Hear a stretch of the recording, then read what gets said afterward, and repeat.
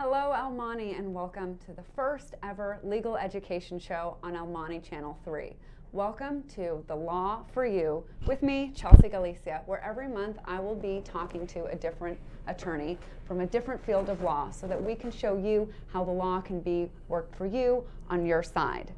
Today, my first guest is my good friend, Michael Burgess. We went to law school together and we both do workers' compensation, but he is a pro in this. He's the expert, and why I love him so much is not only is he good at what he does and he's respected by everybody in the industry, even the people on the other side of these cases, but he really cares about his clients.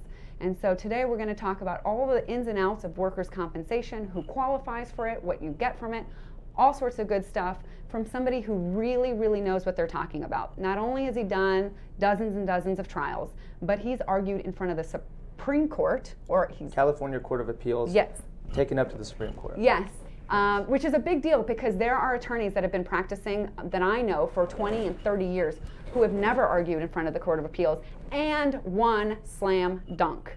Really amazing stuff. So I hope I haven't blown his head up too big where he can't fit out the door. I doubt it. He's the nicest guy. So here is Michael Burgess. Thank you very much for that warm welcome. Glad to be here, and I look forward to answering any questions you might have and educating some of El Monte's potential needy clients. All right, great. So let's just start off. What is workers' compensation? Okay, generally workers' compensation is a benefit delivery system.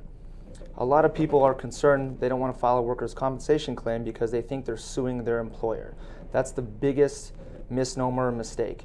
It's actually your employer pays for workers' comp insurance. For instance, my law firm, I pay for workers' comp insurance so that if one of my staff members is injured, they get benefits. That's why I pay for the insurance. So a workers' compensation claim is a claim for benefits through your workers' compensation insurance company, okay? Kind of like car insurance. Just like car insurance. So it's imagine paying for car insurance, getting in an accident, and being afraid to get benefits through the insurance policy which you paid premiums for. So this is not like you're suing your boss and you're suing the company and you're going to take them down. This is not that at all. The money doesn't even come from the company that you work for. That's 100% correct. So it's a claim for benefits through the insurance company. I want to briefly discuss what the benefits are for workers' compensation. First and foremost, the first benefit is medical treatment. If you're injured and an employer has workers' comp insurance, they need to provide medical benefits. Now, if during the medical treatment stage of a case, if a doctor is certifying that you're temporarily disabled and that you can't work, basically you're too injured to work, the insurance in workers' compensation should also pay you what's called temporary disability, basically 2/3 of your salary while you're off work. Okay? Now, in addition to the medical treatment and the temporary disability, if after you've treated and you've gotten as good as you've gotten and you've reached what's called a maximum medical improvement, if a doctor finds that you did not have a full recovery, you're also entitled to some compensation for that permanent disability. The greater your disability is, the greater the amount of compensation you're entitled to. Now, the last thing that's very important is you're also entitled to lifetime future medical if you need it. And this for those body parts. For those body parts that are industrial injured, or not just the body parts, but maybe there's emotional issues, there's internal issues. So anything that is reasonably medically necessary to help cure or relieve the effects of your industrial injury, with workers' compensation, you can get provisions for lifetime future medical. Okay, cool. So who even qualifies for this? You have to be an employee. Well, even sometimes if you're an independent contractor, there's a way that you're sometimes covered under workers' compensation, but you'd need an attorney to help you figure that out. Do you have to be here documented? Okay, great question. And the answer is no. It doesn't matter if you're here legally. In fact, a very large percentage of my practice is undocumented or illegal workers. Have you ever had somebody deported because they filed a claim? Absolutely not. It's illegal for them to discriminate or threaten deportation because you file a workers' compensation claim. You absolutely have rights in California or the U.S. in general where they cannot threaten deportation. That's one thing that you really shouldn't be concerned. If you have an attorney, they'll be very careful if there's a deposition or things like that to not even allow you to incriminate yourself and get out the fact that you are undocumented. Right. So what kind of injuries do you have to qualify for a workers' compensation case? Another great question. There are quite a few injuries, and I'll try to make it as clear as possible. There's really two types of actual injuries. One is called a specific injury, one is called a cumulative trauma. A little confusing, so let me explain. The specific one sounds easy. You lift up a box, you fall off a roof. You get in a car accident. Okay. That injury occurred on a specific date and time. Now, the more confusing or more difficult case, and a lot of people don't think this is a viable case, is what's called a cumulative trauma. And that is an injury that occurs over time. Let me give you some examples. Carpal tunnel, when you've been doing data entry for the last 5 years. You work at UPS, you load and unload boxes, and your back is really sore. That's just as legitimate as a slip and fall injury. How about you're working in a building and you're exposed to a lot of dusts or chemicals and things like that, and you have toxic exposure? That is absolutely a continuous trauma injury. Another one is exposure to asbestos. Also, stress cases, another form of accumulative trauma. You're subject to a supervisor that's continually harassing you. Maybe sexual harassment, maybe harassment from not a supervisor but coworkers. Whatever the case may be, that's still a viable injury and what's called a cumulative trauma. It occurs over time. And you have some really big ones in this, some stroke cases. So people don't even think that a stroke can be related to their work. How is it that a stroke can be related to your job? I'll have to first give my general legal disclaimer, that is that I'm not a doctor, I'm an attorney, and I usually have doctors that write the medical evidence. But a stroke, an aneurysm, a heart attack, a lot of these things that occur, often people don't think that this can be linked to a workers' compensation claim. It depends on the person's job duties, how long they've worked, what their pre-existing conditions were. But if you have a very stressful job, both mentally or physically, if there's exposure to certain substances, all of this stuff can potentially cause or aggravate some of these injuries. And this is something that we should definitely talk about too. It doesn't matter if an injury is pre-existing or genetic, or you had a prior work-related injury or a prior non-industrial injury. If that injury is aggravated as the result of your job duties, you can potentially, well, it's absolutely a viable workers' compensation claim, but you can get lifetime future medical if you only have a 1% aggravation. So let me give you an example. Let's say somebody is a longtime smoker and they end up developing lung cancer. But at the same time, they've also been exposed to asbestos, or they worked in construction and they were breathing in dust and a lot of these other things. If I can show that some of those industrial factors were contributory due to the lung cancer, that is a viable workers' compensation case, and they get lifetime future medical for that. These are all things that you really need to have an attorney who is competent and has medical experts to really advocate for the applicant. How do you know if you get a good attorney? Because most people don't have a lot of attorneys that they know. How do you find a good one? You look up my website. No, but that's a great question, and I think the best answer now is, with social media the way it is today and the internet, you can really accomplish a lot by just Googling somebody. Put the attorney's name into a search engine in the internet and see what comes up. There are sites like Yelp and Avvo. These sites are directed towards actually clients are able to post either positive or negative reviews. So I think you can accomplish a lot by just searching them. The other thing is, search the State Bar website. They'll tell you if there's been legal disciplinary action. You might also want to just, my general recommendation is, before you agree to sign a retainer with an attorney, shop around. Go to 2 or 3 attorneys. You can do this in one day, and really you'll know the right attorney when you sit in their office. What about those legal referral sources, like the phone numbers that you see on the buses, some on TV, radio? What about those? So let me explain. Often somebody will see a commercial on TV or a bus and see this number, and they'll call it, and they'll just get the first attorney that they get through this. Let me be and even sometimes you think that the phone number is associated with a face that you see, and you think that that's who you're hiring. So let me give a general disclaimer on this, is that you may work out to get a great attorney through one of these phone numbers, but odds are who you're getting is whoever paid the highest for that client. So for instance, most of these are referral services where an attorney will pay money to have a contract of a specific geographical location.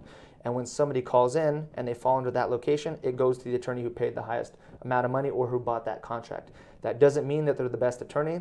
That doesn't mean they're qualified. It just means that they paid for the contract. So, if you call that number and they refer you to somebody, all I can say is shop around first, do a little research on it through social media, look at the State Bar website, or talk to some of your coworkers or somebody else that may have had an attorney or been injured. Okay, cool. So you come across the perfect attorney. How much is this going to cost somebody? Another great question. If an attorney is charging you money up front, turn around and walk out. Okay, a good attorney, or especially a workers' comp attorney, should do everything on what's called a contingency basis. That means they don't take a dime from your case until they get you a recovery. Now, the good thing is workers' comp is very different than civil litigation. For instance, if you're rear-ended in an auto accident and you get a civil attorney, those attorneys generally take 33, sometimes 40% of your overall award, and they deduct all the medical treatment out of that award. So just an example, you get in a rear-end accident, you settle the case for $15,000, that attorney takes $5,000 right off the top, there's 10 left, maybe another $5,000 goes to the medical treatment, and now you're left with $5,000. The good thing in workers' comp is workers' comp attorneys generally only take 15%, and they take that once the case settles. Furthermore, all the medical treatment that you're sent to does not get deducted from your award. Moreover, you don't have to pay any of those doctors even if you lose your case. This is very important. Very important. If an attorney ever makes you sign something saying you're responsible for that medical treatment if you lose your case, walk away. A good attorney will do everything on a lien basis or a contingency basis. That means they take 15% of the case when it settles, and all that medical treatment does not get deducted from your award, nor are you responsible to pay for that even if you lose your case. And how do you know how much your case is worth? Like, can I show up to an attorney's office and ask them, how much is my case worth? Okay. The short answer is no attorney can tell you exactly what a case is worth until you've treated and all the medical evidence is out. Because in workers' compensation, the way the settlement works, it's based on a doctor finding permanent disability. And it's inherently speculative to guess as to what the permanent disability will be until we have the medical evidence. Now, a very competent attorney can give you a range of what he thinks it may fall into, but even then, that's really just a guess or a best estimate, because ultimately you need to have all the medical treatment and all the evidence to review to really get an educated decision on what the case is worth. However, there are some cases that you can right off the bat say are going to be very, very good cases, and of course cases that you can tell are not going to be very substantial. So when your uncle's cousin's brother's nephew-in-law tells you, oh, I know that case is going to be worth, $100,000 because I just bent my finger backwards and that's what I got. Okay, I see this day in and day out. The problem with this is not only is each case different, but based upon the dates of injury, there are different types of laws. So all the time, I have somebody that comes in and says, well, I had a back injury. My back injury was exactly the same as my brother's back injury, and he got 3 times more. It depends on the date of injury, it depends on the medical evidence, it depends on so many factors. So the truth is, what one person got is absolutely irrelevant to what somebody else might get. Right, because politics changes, the laws change all the time. Schwarzenegger changed the law, Governor Brown's changed the law, so that's how it changes quickly. And unfortunately, the law has been changed in a way that is detrimental to injured workers. That's all the more reason why you need an attorney to fight. Okay, so sometimes we don't know, well, should I do this on my own? Do I really have to hire an attorney? How do you advise people? Generally, a person who represents themselves as a fool for a client, okay? Generally, you want an attorney. I will tell you, there are times that I think you don't need an attorney. And let me tell you this. If you have a work-related injury, you report this, your employer makes you aware of your rights underneath the law, immediately send you to see a doctor. That doctor is taking care of addressing all of your needs, and you feel very confident about having a full recovery. If that's the case, you probably don't need an attorney. Okay? The times that you absolutely need an attorney is when, one, there's a denial of care. They're not taking care of you properly. They're not sending you to a doctor, or the doctor they send you to is not doing the appropriate treatment for you, not giving you MRIs, EMGs, diagnostics you need to figure out what's wrong with you and how to fix you. So if they're denying medical treatment or there's a denial of care, you need to immediately walk in and speak to an attorney. Or if there's an indication that you're not going to have a full recovery, you should absolutely speak to an attorney, because if you've not had a full recovery, you're entitled to some compensation. And let me tell you what happens. The vast majority of the times they're not represented. You see a company doctor who gets paid for by the company and is really not there to advocate for the injured worker. They're there to advocate for the person who's paying their check. Okay? That's why you need an attorney to pull and make sure they send you to a doctor who's going to be really more of your advocate and lock in some compensation for disability if you're legally entitled to it, but more importantly, lock in that future medical care, because 9 times out of 10, when you're represented by yourself, you're in pro per, the medical evidence is not in your favor, and often you're not able to lock in that lifetime future medical that you really should be provided for. Some people are afraid to file claims. They're afraid of what their employer is going to do to them. Should they be afraid? They absolutely should not be afraid. I will tell you that it is a valid legal concern. I see this with every single one of my clients that come in the door. Now, that being said, remember at the outset we talked about you're not suing your employer. Okay? It's a claim for benefits generally through a workers' comp insurance company. So your employer theoretically shouldn't even be upset by this. If anything, theoretically. I say theoretically because it does happen. Okay. Now, it is absolutely illegal for an employer to discriminate because you file a workers' compensation claim. And by discriminate, we mean treating you differently, changing your work hours to be like really terrible. All of a sudden you're working the graveyard shift and you never have before. Or they fire you, right? Or they just belittle you, or they talk about you behind your back and it gets to you. There's so many forms of discrimination, but you very eloquently pointed out it's where they treat you differently than someone else who hasn't filed a claim. Okay. Now, that is a violation of something called a 132A. It's a statutory claim within workers' compensation. It also is potentially supportive of a civil claim. Okay. So this is all the more reason why you need to have an attorney. I will tell you this.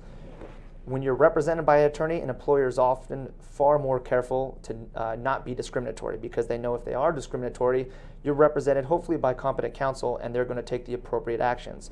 And that is file that claim within workers' compensation, and as well as file a civil claim if there are appropriate damages and it's warranted. All right, cool.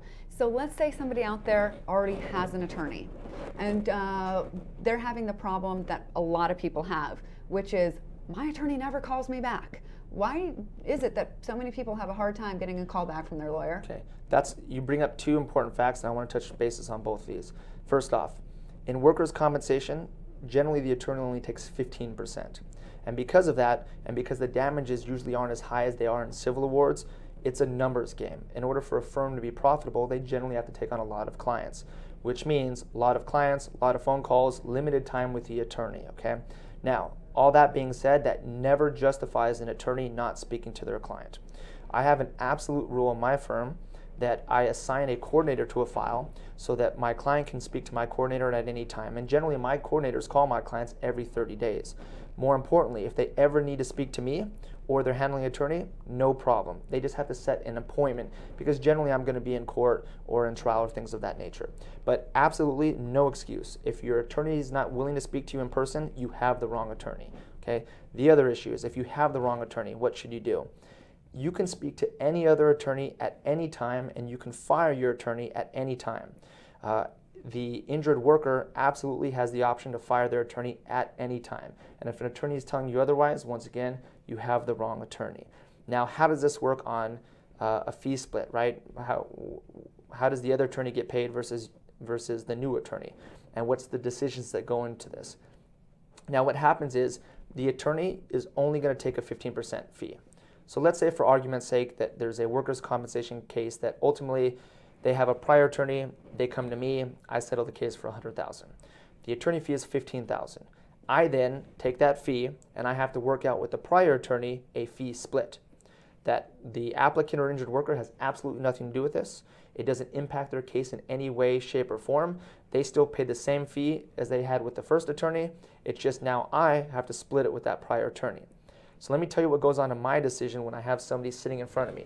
They may have a very good case, but they may have been represented by either a prior attorney or multiple attorneys.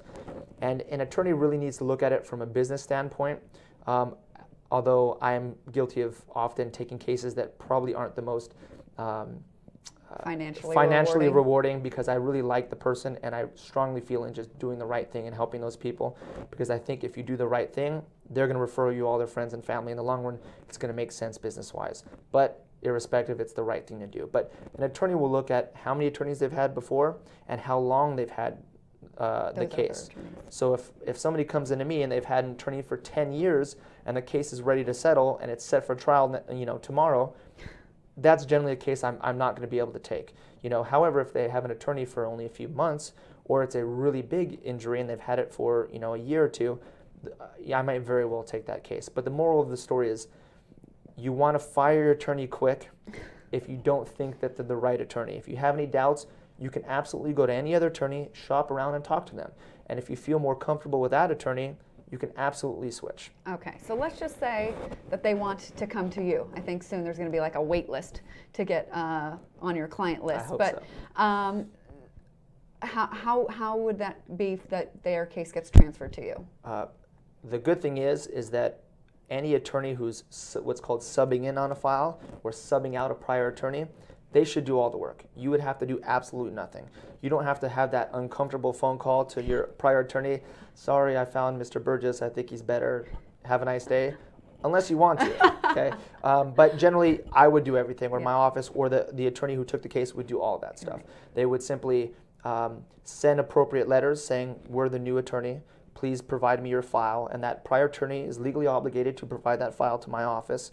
And if they don't, I could subpoena the file. But long story short is the injured worker has to do nothing. They never even have to have a conversation with that prior attorney ever again. And I know your office has a couple of locations. We do. My office has a location in the Valley as well as a location in Santa Ana. But the really cool thing about my firm now is I have some electric vehicles. Awesome. And save the planet. and staff that will essentially drive out to you. Okay. So generally I prefer my clients come to my office, even if it may be a little bit longer of a drive, because I really like them to see my office. I like them to see the staff and really know what's going on behind the machine. That being said, if somebody's injured, and oftentimes the back injuries, driving long distances is very difficult, so absolutely no problem. You can do a lot over the phone, by email, by fax, or like I said, I can have one of my associates or staff members drive to your house and explain absolutely everything and sign retaining agreements if you're comfortable. Okay, cool. One of the other big hot topic issues in workers' compensation is fraud. And I want to talk about what is this fraud that people are concerned about. And one thing, it's not somebody who's here undocumented filing a claim. What is workers' compensation fraud, and what happens if you commit it? Okay, first off, there's really two types of frauds in workers' comp. There's workers' compensation fraud from the applicant or the alleged injured victim, and then there's employer workers' compensation fraud that you hear all the time about the employees that are fraudulent, but you rarely hear about the employers that are fraudulent. First off, if you're a legal immigrant, not fraud, absolutely nothing, valid case. And if an employer is threatening you with deportation or termination or saying that you don't have rights because you're undocumented, get an attorney immediately. Now, you do see every now and then a alleged injured worker who is fraudulent. Examples of that, you have an accident that occurs on the weekend when you're having a good time, being a little too rough, or you have an auto accident that has nothing to do with work, and then you come into work and you pretend to slip and fall and say it happened at work to get workers' comp benefits, okay? That's fraud. Anytime you are asserting a claim as industrial when you have full knowledge that it's a non-industrial injury, that is fraud. What if you have an injury, but it's really, really slight, and you're like, oh my God, I'm dying? Is that fraud? Okay, exaggeration is a gray area, okay? This is where it's a gray area, and I will tell you when it is absolutely fraud. It is absolutely fraudulent when you tell a doctor you can't do something or you don't do something and you're requesting benefits or assistance to be taken care of when you absolutely can't do it. That's really dangerous because they can videotape you. Absolutely. I'll give you a prime example of some fraud I've seen. I had a client that came in with a back injury and said that he could barely walk. And I have to take my client as face value. I have to believe my client. And my client, you know, he had an MRI of his back that showed a small disc herniation, which didn't seem to me to be, you know, out of this ordinary, but it's very subjective. And somebody with a small herniation can have a lot of injuries. So I took him for face value. I went to bat for him. I deposed doctors for him. I got a motorized scooter for my client. Okay? I then signed up the spouse who was allegedly taking care of my client.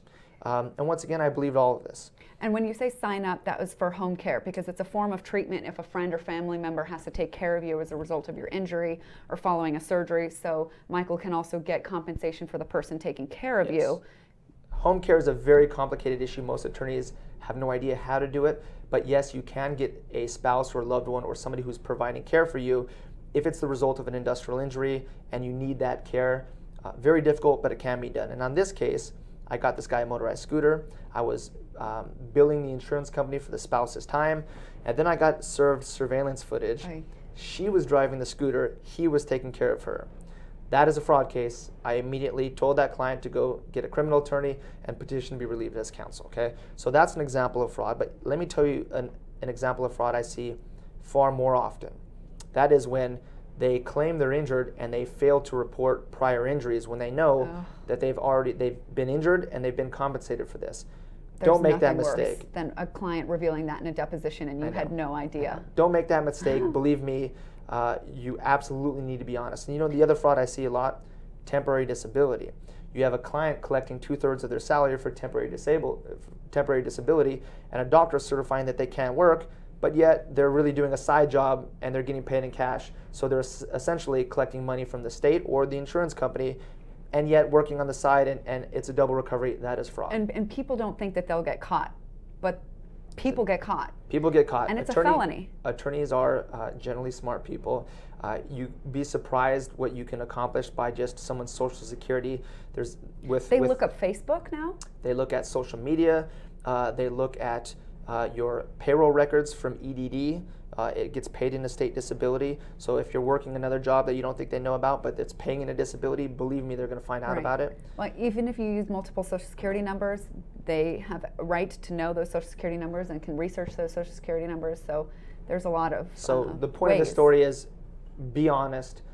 You do not need to file a fraudulent claim because odds are you're going to get caught and you're going to serve jail time or pay fines, and it's just not worth it. Right. But here's one of the things I do want to talk about, because everybody talks about injured workers fraud, but nobody talks about employer fraud, and I see this day in and day out. Once again, threatening their employee because they're undocumented. That's fraudulent. Saying they don't have the right to file a claim. Or saying, I'm not even insured. Correct. 100% fraudulent. In fact, a lot of employers don't have insurance, and that is fraud. They have a legal duty to do so. And there's still a fund where they can get money from. And only some attorneys know how to do those kind of cases. Absolutely. Uninsured Employers Fund. Yes. Right? There are several funds and ways to get around somebody who's being fraudulent, an employer that's being fraudulent or is uninsured. You absolutely need a very intelligent attorney that knows how to file all these claims. All right, so I wish I had more time to talk about the employer fraud, because that is... Me too. I could talk about that all day long. For days, yes. Yeah. But we have to wrap up, and I do know that you have some resources for people out there. I do. I have my website, which is burgisslaw.com. That's spelled BURGIS law.com. I also, if you go to my website, there's a YouTube icon or a video section where I actually have videos breaking down in depth either general summaries of certain aspects of the laws, your rights, both in workers' compensation and employment law for things like wrongful termination, failure to accommodate, discrimination, things like that. You can also just go to YouTube directly at youtube.com/Michael Burgis, BURGIS, and that will have all those resources as well. But the best way to get access to this information is just call my office, okay? My office number is 1-855-BURGIS-1, or vain, I know, or 1-818-994-9870, okay? And I have a team of attorneys and staff who are more than willing to answer any questions, and my entire office speaks Spanish, and I'm getting pretty good at my Spanish. Right, awesome. Well, who would have thought, how many years ago, 5, 10 years ago, when we were starting law school and taking the work comp class together, that this is where we would be. Really proud of what you've accomplished so far, and thank you for being here. I appreciate it. Glad to be here in the first part of your new TV show. I'm excited. Yes. I hope that you found this to be very, very helpful. Next month, we're going to bring you an employment attorney to talk about other job-related issues. Thank you for tuning in to The Law for You with Chelsea Galicia. See you next time.